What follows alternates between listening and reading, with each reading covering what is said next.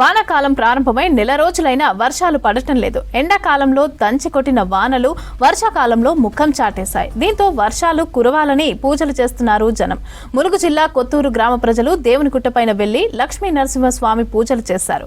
వానలు కురవాలి అంటూ బండరాయిపై పాశం పోసి నాకుతూ మొక్కులు చెల్లించారు. పిల్లల నుంచి పెద్దల వరకు ఇలా చేయటం వల్ల వర్షాలు కురుస్తాయని చెప్తున్నారు.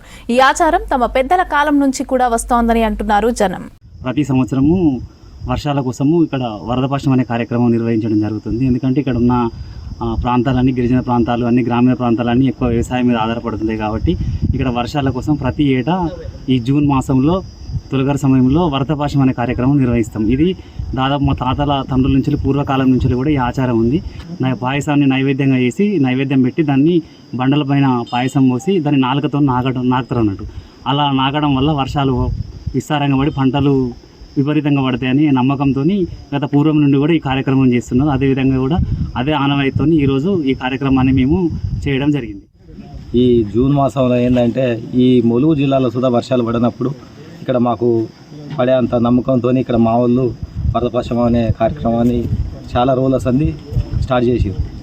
అది ఏంటంటే ఆ వరదపాశాన్ని పాలు, బియ్యం, బెల్లం, చక్కెరతోని పాయసాన్ని చేసి అది చేతులతో కాకుండా నాలుకతోనే నాకడం ఆనవాయితీ నుంచి వెళ్ళి అది జరుగుతుంది. అట్లా చేసుకుంటే మాకు వర్షాలు పడి పంటలు బాగా పడతాయి అనే నమ్మకంతో ఈ కార్యక్రమం ఇక్కడ